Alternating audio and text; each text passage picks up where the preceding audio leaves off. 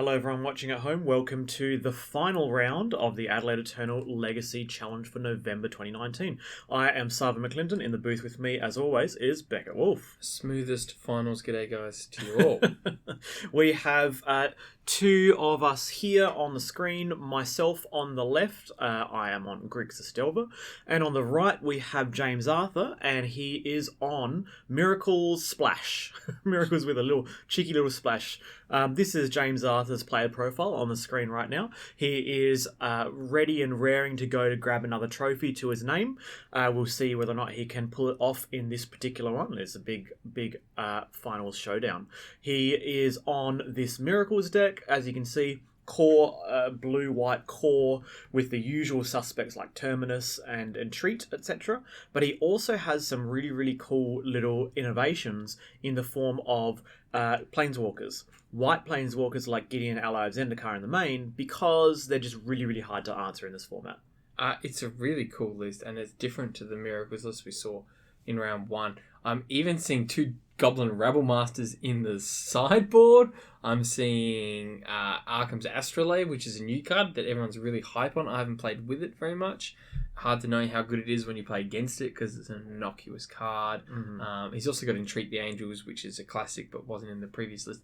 Two Mystic Sanctuaries, plenty of basics, just the one Tundra, just the one Volk, Teferi Time Reveler. Yeah, deck's sweet. Yeah, Actually, I'm not looking forward to seeing how it goes. I'm looking forward to seeing it in action, but please don't beat me because we are both trying to fight for that first place. Well, moving over to Saab, there's his play profile, and too many wins on the board, but you know, you're always hungry for it, you know. And I think it's also a matter of pride of, you know, not letting the evil James Arthur, you know, the enemy of AE. You're saying he's the villain of the piece. He's definitely the villain, you know? No. Coming in here, stealing your trophies. We're both Hall of Heroes champions, so whoever wins this one goes home a winner and ends up with another sweet trophy to their name. This is my list. Yes, shall we? We looked at it in the last round, but it's a tempo list. We've talked a lot about it in the last round. That's right. Just check out round number 3. But yeah, just looking at... And they were sweet games as well, so it's a good one to watch if you haven't watched it already. Absolutely. 10 out of 10 would recommend. Let's go down to the match. So we're just drawing up our hands of 7. Yeah, hands of 7. Yeah, otherwise, London Mulligan, that would be pretty awkward. We're not drawing 7. Just elect to... So my hand is a mulligan, for it has 0 lands. James has a nice balanced hand. He's got 3 lands in it, one of which is Mystic Sanctuary, and the other one's being a snow-covered plains, and that's not a really great combination of the two, right? You know, like, you're not going to be able to get that Sanctuary online for quite a while. No, but you can always just play it tap turn 1 and just be like, it's an island, and... You know, so I wasn't doing anything on turn 1 anyway. Exactly. And his rest of his hand is like a counterspell, an AK. It's not like the land doesn't work if it comes in tapped, you know? Oh, yeah, I guess I'm just such a devil player. I'm like, oh, tapped. Ugh. Yeah. It's basically non-functional. Why do I want this? So my hand is also going to go back again because it was... I don't think I even graced the camera with you know, no dignity to that hand at all because it was... You know, one of those like one wasteland. Not worth talking about. Yeah, not even worth us about. Being like, oh, I wonder if you keep that more. These are the pros and cons. So I'm on a talking about it anyway though now, which is a little bit brutal against Miracles, namely because Miracles is probably one of the worst matchups for Delver, but it's winnable. It's not a good matchup. They got the 4 swords. They're able to just deal with your creatures so efficiently. Maximum interaction, lots of basics, so they can simply develop their land base to a point where days doesn't mean anything. So I'm on single land. See, these are the cards I'm putting away. Tyrant Scorn is bad. Force of Negation. I completely agree. Force of Negation, you want to keep it to protect, you know, your Delver. But the main thing is... You've already mulled too much. You've already mulled so much. And also, there's if you're not doing it on a Swords, you're doing it on a Jace. And by that stage, it's turn 4. You want to be doing something else in your first 4 turns. You want to find something else. And the other thing is good Miracles players will STP you on your upkeep if it's much of a muchness. You know, if you aren't, say, tapped out, so a Spell Pierce is an active, then it's the same as just doing it on their upkeep or on the end of your turn. So That's a really good point. It's not something Yeah. traditionally you ever had to think about. Yeah. You do it with like Path to Exiles and stuff to make it tapped, but it's not something you often have to think about. So you can see there that with the Preordain, I again opted to Preordain turn 1 in order to find land number 2, because if I don't, it's going to be pretty bad. I ended up not finding a land, and I put all of the cards to the bottom, and I drew a Delver of Secrets. So it's a piece of it's a threat. And then you've hit Wasteland here. So I drew Wasteland, but I actively don't want Wasteland. I'd rather have Underground Wasteland's Sea. not amazing because you obviously want coloured mana, and I think you do hit it there. Okay, yeah, I think you do hit it there because now you're in on the Delver tempo plan, but like trading 1 for 1, even if that's in a form of a Wasteland, is not ideal when you're mulled. Yeah, to absolutely. oblivion. So there's like merit to dazing the Astrolabe or something. When your opponent doesn't play a land first, and you go, "Oh, did you have it?" I didn't have daze, but there's merit to if your opponent People does that. swear by Astrolabe. They reckon it really makes it. Some people have argued it's better than fetch lands as far as making your deck consistent in the manner that it taps. I don't know about that personally. So with this, just as an update, the Delver flipped to a Thoughtseize, but again, I'd rather see a land. so At least you got Ponder here. Yeah, Ponder to try and find a land. Really, it's kind of like, is there an Underground Sea or not? I get the most awkward Ponder. It is a land, but it's another Volk. So if I keep this pile, it means I have the Volk in order to play the Dreadhorde Arcanist, but I don't ever get a Black Source, basically. Like if it's 3 turns away is to potentially draw a Black Source is an eternity. So I elect to still do it. I still elect to... well, your chance of hitting a Black Source off the random is pretty low as well. Yeah, well, the main thing is it's a kind of cost benefit there. If I shuffle and I don't hit any land, my Dreadhorde Arcanist is never coming out. So if I do this, I kind of guarantee that I will have threat number 2 if my Delver gets killed. But it does lock out the. Also, you might be able to like Ponder with the Dreadhorde, hopefully, and. Well, I'm not going to play the Dreadhorde there, right? Like if I've already got the Delver out, I guess so I'm just not going to play it because you're scared of Sweeper. Oh, if he terminuses me, it's a game over. Like I'm on. Is there a point though at which you're far enough behind you need to play risky? I don't believe so, but I draw Force of Will. So the Ponder had land, Force of Will, and then 1 irrelevant card, and I'm like, I actively want land and I actively want Force of Will. So, I see how I think I'm like, do I play Dreadhorde? I've got Force of Will, but you now have 3 mana, which means you can Terminus and counterspell me, which is very, very bad for me. So I'm like, I'll just ask you the question. See, I'm just going to keep asking you the question. Do you have it? Do you have it? Are you gonna answer my Delver of Secrets? So James held the Mystic Sanctuary for a while and ended up just never getting the 3rd island to be able to play it. Even if you get it on the turn 4 with the 3rd island out, like, what are you putting back? AK? Do you know what I mean?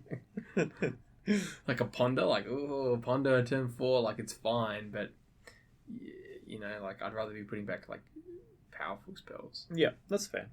Now I'm on a mulligan to 5, and I would argue that I'm very close to being able to engineer a victory here, right?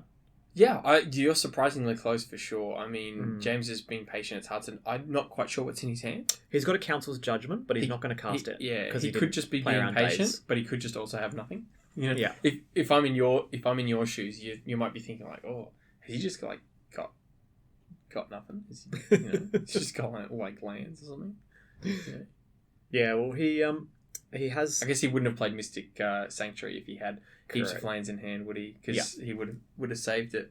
So maybe that's a bit of a tell. Yeah, so I'm just assuming that he's playing around days. And so he finally has enough mana to pay through a daze. And so that's why he goes for the Council's Judgment here. Now, this one, when your opponent plays Council's Judgment, not Swords to Plowshares, this is definitely a Force of Will. Because it's a sign that they don't have Swords to Plowshares. And if they don't have Swords to Plowshares, then I can actually ride this threat to victory. The other one is he hesitated, which indicated to me like, you probably have Counterspell, but you don't want to play into a daze. And he thinks that I'm baiting him, to kind of go, yeah, crack your 2 fetches, Counterspell it, lose 2 life, and then I daze his Counterspell. But the main thing is I don't actually have daze, but it's the fear of daze. The fear of daze is what... But then why didn't he just do it last turn? Because if he's going to play around daze, but not...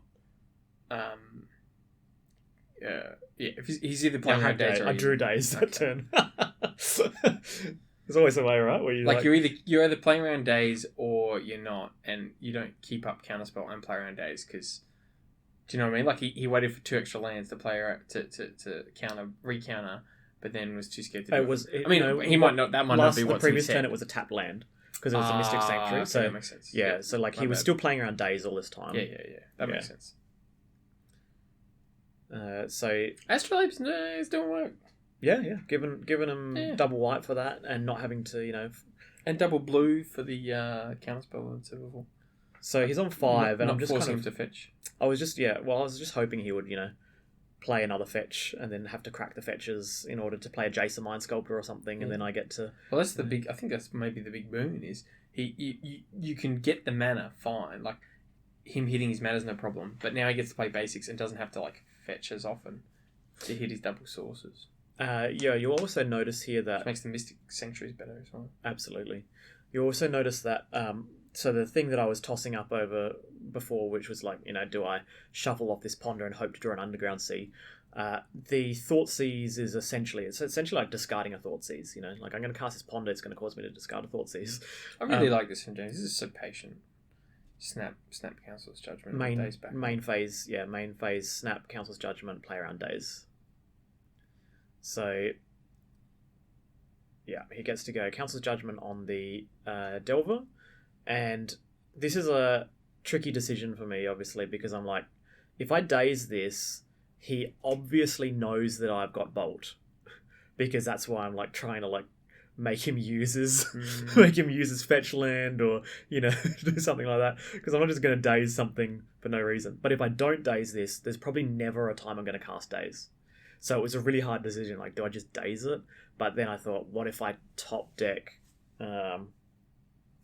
Actually, I Arcanist, and then I think that's if you play Arcanist here, and then I guess you prevent him from swordsing end of turn.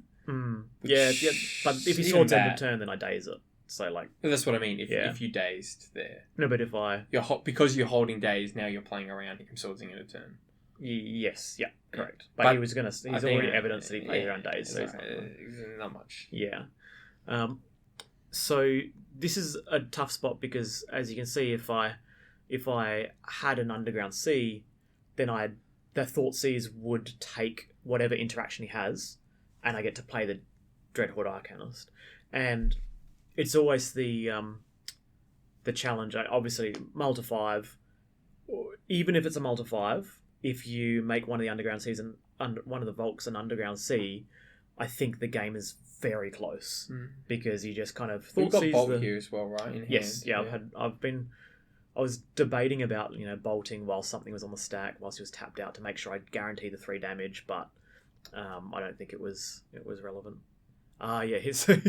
He top decks Swords to Plowshares, so the Thoughtseize, because I didn't know that. I thought he had swords in hand, and when he cast the swords, I thought he had that in hand for a while, but in reality it was a top deck, so even if I did have a Thoughtseize, it wouldn't have happened. It would have snap and treat, I think. Yeah, so I would have taken the snap, but he would have still drawn the Swords to Plowshares, so it wouldn't have meant anything. So this is a timely counterspell. A lot of the time people don't counterspell the Brainstorm. They go, yeah, have the Brainstorm, and then I'll counterspell your Gurmag Angler, or whatever the follow-up thing is that you found off the Brainstorm. But in reality, countering the Brainstorm in this position is really strong, because he knows that I've been mana screwed for most of the game. He knows I've got a Thoughtseize in hand. He knows I'm actively looking for a fetch land, and if I draw a fetch land off there and I put away days... You either drew the land, or you drew a threat. You didn't draw both. Yeah. So here I'm pretty far. Gurmag's really the only spell he's not playing around with that snap counter, and even then, I think like he's fine. Like that's the best thing you could have done there. Yeah. To be like, I ripped the Underground Sea, Gurmag, and I think like if that's the case, he's still probably fine. Yeah, because he can even just tap out and treat almost -1 for days. Yeah, for sure. Make a 4/4, So now I ended up drawing a second Thoughtseize. So this game is after the brainstorm gets countered, the game is almost entirely over, and I now have to make. Bolt? Well, this is what I'm playing towards. Ooh. I'm like, do I bolt your face and then hope to top deck the bolt? And I go, no, I bolt one of your creatures because that gives me 4 turns. In 4 turns and 4 draw steps, I have 4 opportunities to draw 4 threats. So, but in the end, he had the Snapcaster Mage anyway. So it's pretty much whitewash here. And that probably explains the snap count on the brainstorm a bit better as well. Yes. And it's almost a bit more proactive from James, which I like. It is in fact a bit more proactive. He's like saying, oh, yeah, I'm happy to trade 1 for 1 because I'm up on cards. Mm-hmm. I'm up in control. Get rid of the brainstorm. You probably don't have anything. Worst case scenario, it's Gurmag, and I got snap swords. And then I got 3 snaps out. And it's not like you're going to play a sweep or anything. Exactly. So I ended up drawing a Force of Will. It's pretty bad. Thoughtseize, Force of Will days, right? Yeah, it's a pretty bad hand. It felt hand. like there was a chance. There's definitely a chance. I think all I need to do is switch the Volk for the Underground Sea, have the Thoughtseize for one of the pieces of interaction earlier, so like one of the Snapcaster Mages, and I think I would have been favoured in those early turns, but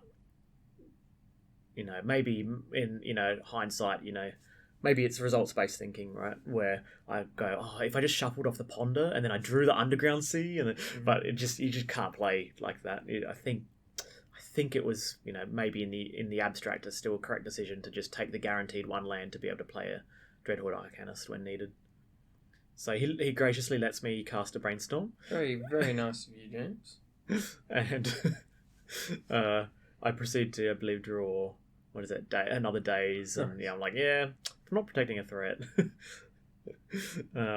If there's a Delver here, I can play the Delver, and then hope that he just has nothing, and then with that nothing, I can protect it with a Force of Will and get in there for lethal and then bolt him. Maybe. So here's a black source, but it's very, very, very late. Way too late for those Thoughtseize, isn't it? Yep.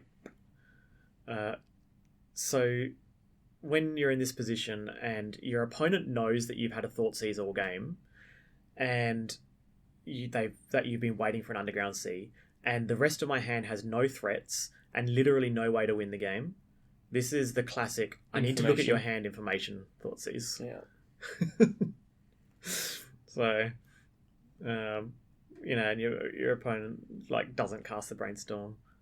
So just like I'm in control, So yes, I'm very, very far behind, and very much James is the favourite to win this. About 99.5%, would you say? About yeah, yep. My hand could be bolt top deck a bolt off the top. Right. How many bolts are you running? 3, 4. Okay, so that's the thing that could happen, right? It's unlikely, but that is a 0.05%, right? That's my little out. Don't even know why I'm thinking here. I'm thinking, do I get another turn so that I can Thoughtseize you? But then do you lose the life of the Thoughtseize before you get to see their hand, or as part of seeing their hand? Because maybe you can see their life. Yeah. I think it's part of the resolution, so you'll get to see their hand and then die. But technically, you could Thoughtseize them, because next turn I'll be on 2. So try it out in Modo. maybe the hand gets flashed up on the screen so briefly that the information you gain is so get there with your screenshot ready. So I go to 2, then I Thoughtseize. take I take a screenshot of your hand, James, whatever it might be. Give me some more information so that I know what to board. It's possible that I should just concede after seeing the hand and gain some amount of clock, but maybe he makes a mistake, doesn't turn the guy sideways. Who knows? Maybe it doesn't sound like something it's James very would do. unlikely to happen. This is the think about what I'm going to sideboard time whilst your opponent durdles to kill you. I think I'll bring this in. I'm looking at his sideboard as well. It's Teferi. This is like real rub-ins there. I'm not going to be able to. Do you want to bounce your Snapcaster Nice. in? Yeah, look at this. Huge force. That's show of strength from me, right? Here we go. Forcible this because it's not going to be able to be forced anything, and nothing else is going to be forced anyway. Bolt. Yeah. Yep. I'm live to brainstorm bolt. Yes. Good old Teferi. And see, because he played the Teferi, I knew that's what he drew. Didn't even have to thought seize him and ask, do we get to see the cards when I die? So in the board, looking at James's list, we can see that Pyroblasts are obviously coming in, and Goblin Rabblemaster.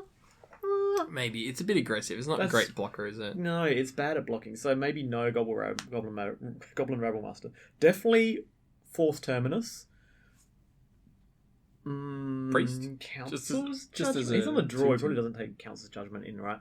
Oh. On the I draw, think that seems really Judgment's sketchy. only really good versus Delver and True Name, and it's really bad versus the not Delver, Gurmag and True Name, and it's really not good against the 1-drop and else. 2-drop threats. Yeah, I think on the draw he just can't bring in Council's Judgment. On the play, I think he can. Agreed. Yeah, because on the play, on the play, meaning me on the draw, it means I have no dazes in my deck. So if I've got no dazes, he can jam Council's Judgment on turn 3 for my 2-drop threat. What do you reckon about taking out the 4 AKs and putting in three Pyroblast and a Terminus? Look, I don't love it, but I think it's probably the only chaff he has. The air. The air in the deck. You just need to get tighter on. Yeah, rather than say cantripping with this cycling card, instead he's going to have a piece of interaction. Yeah. Yeah, I can see that. And then get his value out of just the natural, progression of the board state via snaps and planeswalkers and, 2-for-1s with Terminus and trees, etc. Yep, that's fair. I think post board, main deck, I think that the matchup's kind of like, 60-40 his way or something. Post board, I don't actually think his deck changes much. Does it? It's just the 3 Pyroblasts, but I guess he's using the Arkham's Astrolabe. Doesn't have to get the Volcanic Island, but. I think that you get 3 Pyroblasts as well, and I feel like your Pyroblasts are better than his because you're pyring Jaces and he's pyring Delvers. But one tricky part about this matchup is the cards that I care about in his deck are white. 4 Swords to Plowshares, 4 Terminus, and 1 Gideon, I guess, and 2 Council's Judgments. Basically, the only ways that he has to interact with my game plan, which is turning things sideways and killing you, are not pyroblastable. It's true. I mean, you can counter the True Name, but I agree. And the Delver. I agree, though. Like, he's scared of Bitter Blossom, he's scared of Gurmag, he's scared of Resolve True Name. Yeah. So, I don't know if my matchup gets measurably better than James's matchup gets measurably better after board, just because of the colour of his removal spells. If I had a, they got Veil of Summer and everything for green Elemental Blast.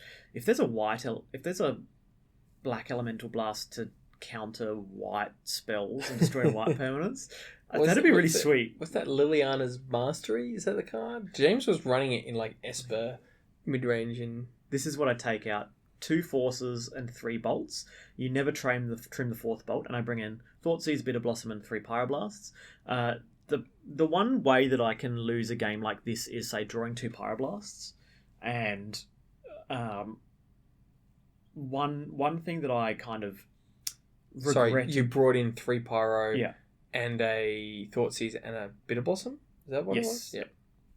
So I'm on 4 Thoughtseize now. Yeah. So he's bringing in 3 Pyro and Council's Judgment, so that's what we're expecting. And he took out 2 forces and 2 counterspells. Counterspells pretty not bad. the Terminus though. Yeah, I think you bring in Terminus against me. Like it's just if you max out on your white removal, I'm pretty. Is the concept of the 4th Terminus in the board, is that because you might not play against creature decks and you don't want that many spot removals, creature removals, or is it that you have to expect that the 4th Terminus is largely going to be hard casted because you're going to have more Terminuses generally flowing around, i.e. there's going to be less opportunity to miracle them, and he's decided he's never going to hardcast Terminus. So this is quite is bad. Quite literally the reason that most Miracles decks nowadays, they play 3 Terminus in the main, 1 Supreme Verdict in the side. So they don't actually have that kind of 4th Terminus very often. Some do, but they don't actually have that because Supreme Verdict does everything you want to do without the hoops that you need to jump through. So without, doing the cheeky little, turn to, hey, I just randomly blind Terminus to, some dredge opponent and all their critters. But it's good. I think I keep a hand of 7, and it's a hand with a Thoughtseize, so I'm pretty happy. So Council of Judgment, Spell Pierce, Brainstorm, Teferi, and Arkham's Astrolabe. What do you take? Astrolabe? I don't know. Now that you know about Spell Pierce, it's not as good. Yeah. Council of Judgment seems a bit slow on the draw. Teferi's probably always going to be good. Dazes in. I definitely have Dazes in some on the play. Well, Teferi's always going to be good, but you can daze it. I'd probably take Astrolabe. Or even Brain. Yeah, Astrolabe. Yeah. I believe it's incorrect. I believe the correct play is to take Brainstorm. It's either one of them. Yeah. I would take Astrolabe because I think it's better on turn 1. Like, it's what you want to be doing on turn 1 with that deck, unless you're keeping up Spell Pierce. And as we know, Brainstorm gets better later. Yeah. Like, Brainstorm's always good, even on turn 1, you believe it or not, if you've got the fetch lane, which he does. But yeah, I think I would take Astrolabe there. But I don't. It's this or that, really.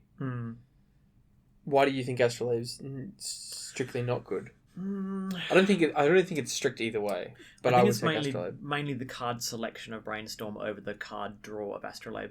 Astrolabe itself, once it's out, sure, it's fixing your mana a bit, but fundamentally it's a cantrip, and not a cantrip.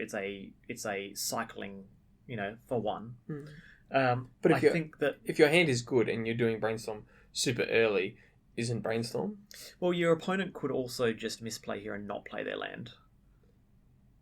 So, I was talking with James during this, and he jams this, and I'm like, don't want to play your other land? Like, I know about it. Don't want to play your other land? Okay.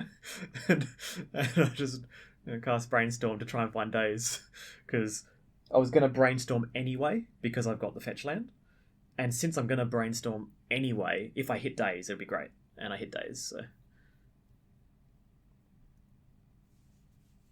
We talked about it, and he's like, "Oh, I made a misplay." So many misplays, and I'm like, "I didn't notice any other misplays. It's just this one." I do that all the time. It's so frustrating, and there's so many spell pieces going around in Magic in general now, in like all these formats.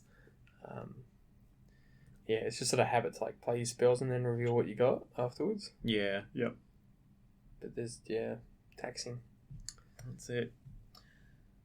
So one of the issues here, and we were talking about this actually afterwards, I kept a hand of 7, but and I'm not sure why I did it.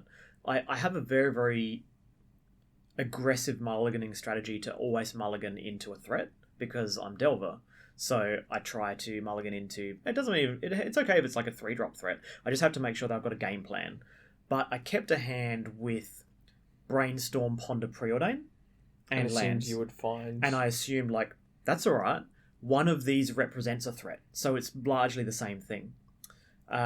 You will probably note that after some number of turns, none of my cantrips found a piece of pressure, which is kind of a death sentence for any kind of Delver player, right?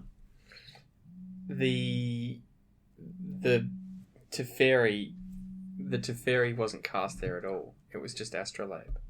So is that him respecting days? Yeah, he got dazed once. He's not going to get dazed again, right? Fool me once, right? But he just slammed the Astrolabe. Because he could have cast Teferi that turn. Or is he just keeping up spell pierce? He doesn't have a third land to play Teferi. So, like, he wasn't going to play Teferi into a daze, right? Well, that's what I'm saying. Like, he respected the daze even now, Yeah. even after seeing one. Because keeping up spell piece here, I was keeping up Pyroblast. Yeah. That makes sense. This is absolutely brutal for me. Yeah. Because I'm like, I know your hand, and now that you've tapped off the ability to cast your Council's Judgment on your turn, I believe that this is safe for me to just jam this threat, untap, and then have a Pyroblast up or whatever other kind of counter spells I need up. But he had a Pyroblast. That makes a lot more sense. Because I was going to say, like, I don't think you want to keep up spell piece because the things you want to counter are like True Name Nemesis. And then if he does play True Name, if you play True Name, he wants to go Council's Judgment with spell piece back up anyway. So, like, but yeah, Pyroblast definitely very correct. And yeah, Astrolabe's really good. I'm like, I didn't have it in my mindset that he can play red. Yeah, he can play red, and he can also, like, double wide and use stuff, Teferi to bounce the Astrolabe. Replay the Astrolabe. It kind of represents card advantage. So yeah, I just have to force of will the Teferi because once the Teferi's out, it bounces my threat, and that takes a turn off the clock and everything. It's really, really frustrating as a Delver player if you get set back that far and then don't have the force of will. But the problem is, to cast the force of will, I had to pitch a Brainstorm, and that can always be a very high cost in Legacy. So it wasn't a free force of will there. There was definitely a cost to it. Do you trim on Brazen Borrowers because they're not as good in this matchup? I didn't trim any Brazen Borrowers. They're still like flash creatures are very good versus control generally. So in that sense, they're quite good. And I guess they can bounce and entreat. If he goes entreat for 3, bounce with Brazen Borrower, you might actually still be in it. So I had 5 slots to bring in here, and so 5 cards to take out. The 5 cards I took out were 3 bolts, which are generally dead against him, because Pyroblast runs the role of killing Jace anyway, and a force of negation and force of will. Would I... what was the card you were saying? Brazen Borrower. Would I take out a Brazen Borrower on one of those slots? No, I don't think so. It's just a threat. I'm very, very happy to have a Vendilion Click-esque threat, where just end of turn, play a threat, and just turn it sideways. Does a good impersonation of Delver of Secrets. Oh, yeah, absolutely. I mean, plenty of times you'd pay an extra 2 mana to flip your Delver, wouldn't you? Yeah, why not? If I had to, Escalate or something. Delver with Escalate. So here comes Council's Judgment, and again, it's got Spell Pierce up, but it plays around days, so it's pretty strong. But look at this. Force of Will pitching Brainstorm again. And I've just hemorrhaged Brainstorms here. Just 2 Brainstorms in exile. It's so punishing. But I identify the only way I'm winning this game is with this Delver of Secrets. Yeah, look, he's only got 3 cards. Like, there's a good chance he just doesn't have much else. Yeah, I have to bank on that, right? Like, he's had a Spell Pierce I've played around all game, and he's been drawing off the top. He hasn't had a Brainstorm to sculpt his hand. So the 2 cards that are face down there are 2 off-the-top cards, and I just have to go, like, the odds of them being a relevant spell are very low, but look at this. Well, it's like 3 more turns. Well, look at this. Assuming you got a bowl. Sitting on the battlefield all that time was a fetch land. A fetch land represents a Mystic Sanctuary, and a Mystic Sanctuary represents the best top deck of your deck. Whatever was in your graveyard. Very nice. Yeah, so I only saw that later. Not that I had no interaction for it anyway. I wasn't actually able to stop that because I didn't have a stifle or something. But the fact that existed and I just saw it in action, I was like, oh, yeah, Yep, that's right. Yeah, like You I know. think knowing that the force was incorrect, but still, it's not great. There's not. Yeah, you don't force because you save it up for one of his threats. Yeah, well, more so, But I don't still, force it's- because I need the brainstorm. I use the Yeah. brainstorm to find 2 threats and shuffle away Yeah. bad cards, and in that way I can play around the Mystic Sanctuary. So, uh, it's I don't think it was strictly a misplay per se, but I think it was a suboptimal play Yeah, from I agree. on my behalf. But again, results based thinking. Maybe I brainstormed and then not actually got anything. It was just a bunch of air with no fetch land. There's only So, so like- many he can do, right? But you got to optimize what you're, It's technically an island, right? Not that he runs dazes, but you could daze a Mystic Oh, Sanctuary. absolutely. Yeah. You can gush and daze it back in Highlanders. Sweet. Mm. So after the ponder, so I pondered. I didn't find a threat, so I shuffled, and so I top decked Underground Sea. And I believe that's a nail in the coffin because here comes Gideon, ally of Zendikar. This is where you want the force, Yeah, right? yeah. You'd rather him have the force here and Well, an extra council's judgment. Look at my hand. Daze Pyroblast. And we were just talking before about how Pyroblast is actually not very effective against him. And we had this discussion after the match, and I was like, yeah, I brought in 3 Pyroblasts. I don't think it was right because you were on 10 removal spells, all of which are white, and Gideon Ally of Zendikar. So, like, it's just a dead And card, Intrigue right? Angels. Yeah. Although Intrigue gets done by days, I guess. Does he actually sideboard out Intrigue because you run days? I don't think so because Intrigue can just be miracled, and miracling Intrigue is great. I suppose. Oof. But often you're going to tap out for it. Oof, brutal. So Swords of Plowshares, I was like, I think I maybe have a way to get back in this game with this Dreadhorde Arcanist attacking and then pondering or I like the brainstorming. Gideon swinging there as well. Close the game, less draws. Oh yeah, because it attacks for 7 total, and I'm on 14, so it's exactly two That's right. attacks. Yeah. I think that's better. A lot of people would want to get the value and be like, oh, this can chump later. It's like, nah, he's not killing your Gideon, and if he is, then the 2/2's probably gone the distance. Yeah, exactly. So I've got Tyrant Scorn and Brazen Borrower. They're not bad. Brazen And- Burrows. Yeah, these are relevant cards. The problem so is, far behind though. You need to get Yeah. Trinam, I think. well, the main problem here is that if you look at his hand, both of these lose to Spell Pierce. So even if I take the Brazen Borrower to bounce a Gideon, he can Spell Pierce Brazen Borrower's Petty Theft because I'm on three mana sources. So I believe that none of them get me out, and I think Is Gideon a 5/5? Gideon's a 5/5 Gurmag indestructible. doesn't even really So do it. I So you have need to- Trinam. Yeah, so like Tyrant Scorn, I was like, oh, maybe Tyrant Scorn kills Gideon, but it doesn't just bounces Gideon. So it makes it kind of a tough spot to be in. So my hand is now Daze, Brazen Borrower, Pyroblast, and I believe I have no way to win. And the only thing is that if he thinks that I'm cagey and he makes a token instead. But he doesn't. Like maybe he's, maybe the way I postured makes him not attack with the guy. So like, here we go, bounce this. Here you go, Spell Pierce.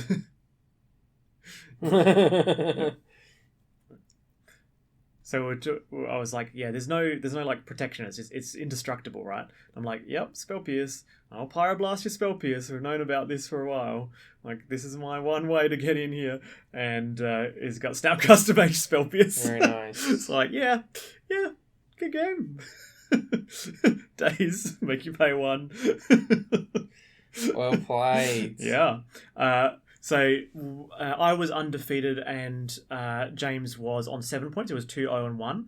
But a win here pushes him to 10 points, getting him a nice, secure, very, very clean victory. So it puts him to first place and me to second place. And James earns another trophy to his name. Well done. Well done, James. You the matchup was really, really interesting. There's a lot of kind of back and forth, a lot of interaction, and watching it back again has been very enjoyable as well for me. Yeah, to absolutely. think about the I different really like lines. looking at the list. I like seeing the Astrolabe there, and I kind of wanted to see Rebel Master. Oh yeah, but, Rebel Master come out of there and go, wow, I love that card, man. sweet tech. Awesome. Thanks so much for you viewers coming along and joining us on our journey through the Legacy Challenge for November 2019. We are Adelaide Eternal, and we hope to see you in the next one. See you at the next one.